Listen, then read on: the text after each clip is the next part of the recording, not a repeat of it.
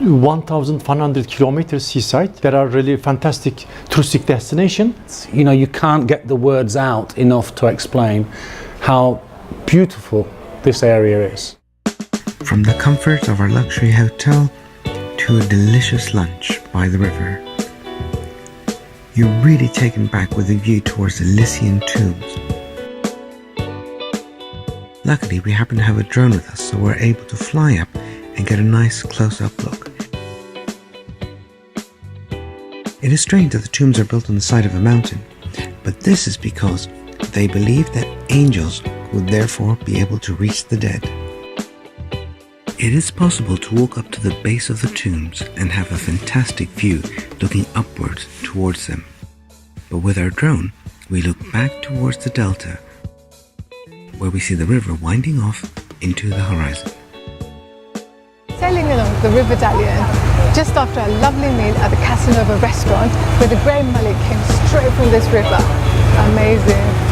There are of course beautiful views from boat level, but as soon as we launched the drone, we really caught an absolutely majestic view, complete with reflections, a theme throughout this entire video. Heading in one direction along the river, we passed dozens of beehives en route towards Lake Casijas. Of course, we don't actually go into the lake because it is entirely vast. We do, however, turn around and head back to where we came from. Of course, sailing along the river wouldn't be as much fun without local guides. With us, a journalist, a student of archaeology, a student of tourism, and of course, our presenter, Shagufta.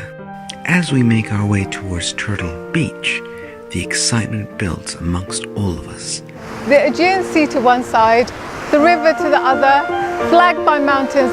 This is Turtle Beach. It's absolutely beautiful, but you can't come here at night because it's a protected nature reserve. During the daytime, enjoy. The turtles that come to the beach here are a protected species. They are the loggerhead turtles. They usually come here to nest in June to lay their eggs. For on the beach, you are not allowed to put umbrellas or towels on the beach in certain areas because they're protected areas just for the turtles. The turtles hatch in August, as a rule, towards end of August. And I will tell you a stupid, silly little crazy fact about turtle eggs, which might be interesting for you. Did you know that when a turtle lays its eggs in the sand in a nest, that because of the temperature of the sun, the top half of the eggs in the nest are males and the bottom half of the eggs in the nest are females? And that is because there is only a half-degree difference, but that half-degree difference determines whether you will be male or female. Sometimes turtles get injured. Here we're in a turtle sanctuary, discovering how they get rehabilitated into the wild. This is perhaps the first time I've ever seen turtles that needed to be rescued and rehabilitated. Very well done, Turkey. Of course, elsewhere along the river, you have the famous blue crab, one of the treats they really wanted us to try, so we had to, and I must confess, they were indeed very delicious.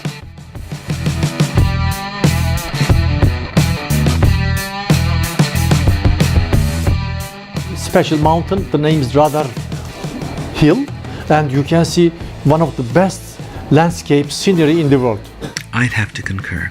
Even in winter, after a long drive up the hill, where our car almost didn't make it, we reached a grove of olive trees, at the top of which is the stunning view out towards the delta. Kaunas in Star Trek is of course the Klingon homeworld. Everybody knows that surely. But here in Turkey, I'm in the old ancient ruined city of Kaunas. Isn't that funky? I wonder where they got their inspiration from, because this place is pretty ace. If we had more time, I would have loved to have had a picnic there. Some tea, some jam, some scones. Where better could you have a fabulous afternoon tea? We're in a part of Turkey which offers mud spas and thermal springs with gorgeous, stunning views. They are indeed stunning. Look at the gorgeous reflections. And yes, that is an infinity pool leading out towards the lake. The two mounds you see are where they have thermal spring waters. The one towards the left is for women, and the one towards the right is for women and men. Inside, the design is quite nice, not to mention extremely warm with the water. The more adventurous, of course, can go one step further and douse themselves in mud. Thick, sludgy mud. If you're brave enough, you should take a dip. Anything to knock a few years off our lives, apparently.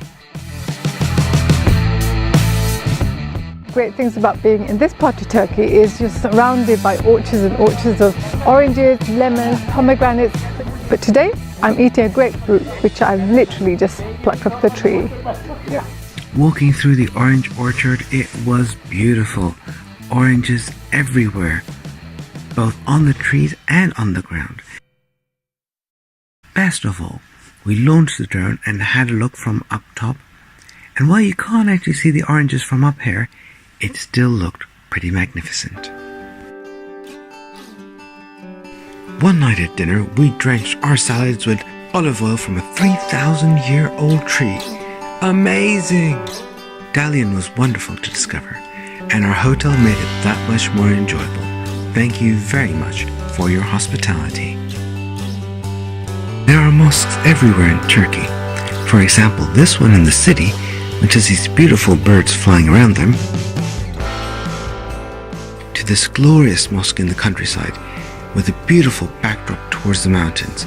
Simply wow. Of course, not everybody goes to mosques. Others connect to their spirituality through nature. Here we see once again the beautiful theme of reflections. The Saklikin Gorge was magnificent. Cold, of course, given the time of year, and given the high waters at this time of year, we were unable to go all the way through. Some posed gracefully, while others of us ended up getting our foot stuck in the mud. Thankfully, it all washed off very easily because of my waterproof trainers. After a cold trek into the gorge, where better than to chill out on a hammock? Getting up with them sometimes does require a little bit of help. Thank you, Hussein, for reaching out. Paragliding, also a very famous activity. Lots of people coming from all over the world just for this experience here. Behind me is a cable car, which is kind of cool, but the real reason we're here is to watch some crazy people jump off the side of a mountain. I call it paragliding. Come join us.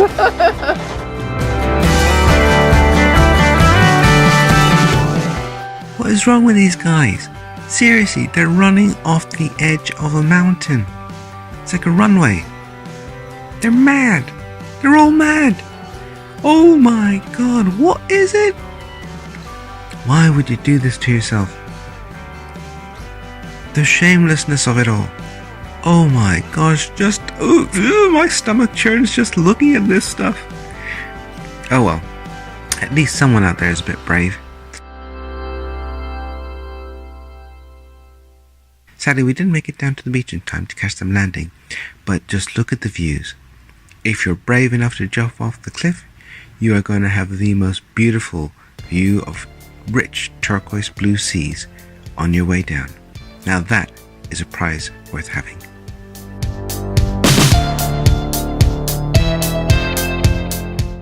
Turkey is known for some of the most delicious menu items I've come across. Here, the barbecue begins with something suitable for the vegetarians, but it quickly morphs into a meat eater's fantasy.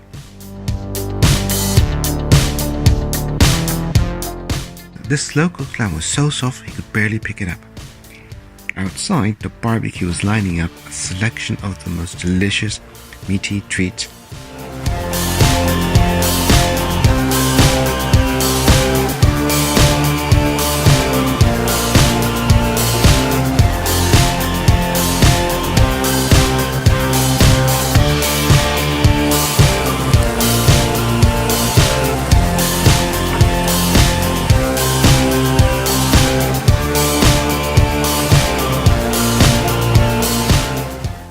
walk off that wonderfully heavy meal, we made our way into the local market where we discovered some local produce. And one of our guys even found some of his relatives. A grapefruit literally the size of a head. Coming across a camera crew was an additional bonus. Translations had to be made into Turkish for the local audience. Back in our hotel, the room had the most beautiful jacuzzi. And what better way to enjoy a jacuzzi than with chocolates? We just happened to come from Belgium the same day as our flight to Turkey, so we had a selection of delicious chocolates from Van Horbeck. Sadly, the jacuzzi was not in my room, so this is an experience that I was not able to enjoy, but I'm glad others were able. Dining in our hotel was a really delicious experience. Each night dining in our hotel, the chefs tried to provide us with local flavors and local produce. The strangest thing, a make-your-own chicken noodle soup. Pretty creative.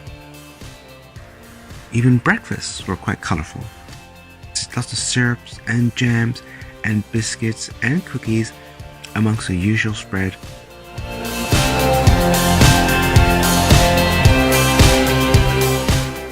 In Fethiye, there was a sister hotel to the one we were staying in.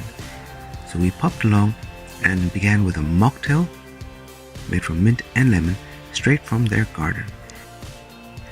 The chef made an amazing tasting menu which comprised of the most delicious mezes, which were colorful as well as flavorful, ending in a wonderful lamb shank. Thank you very much, Chef, for your fantastic work.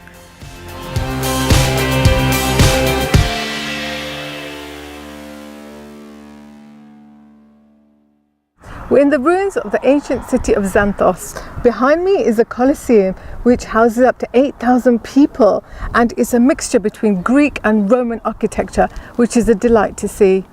There's a really interesting juxtaposition here.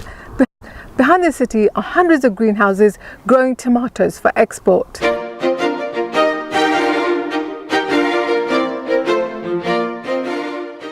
A quick pit stop at Yaka Park for some delicious fish, where the highlight of course was Shugi chasing some keys.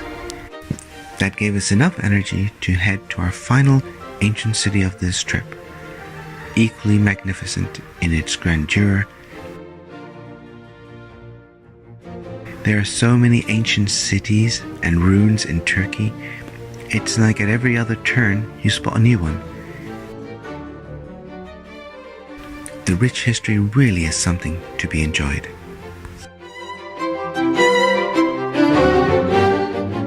On our last day in Turkey, we had a breakfast cruise up towards some of the islands.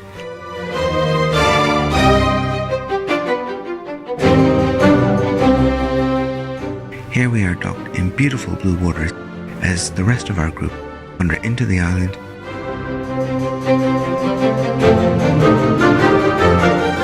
We enjoyed the boat, flying the drone with some drinks.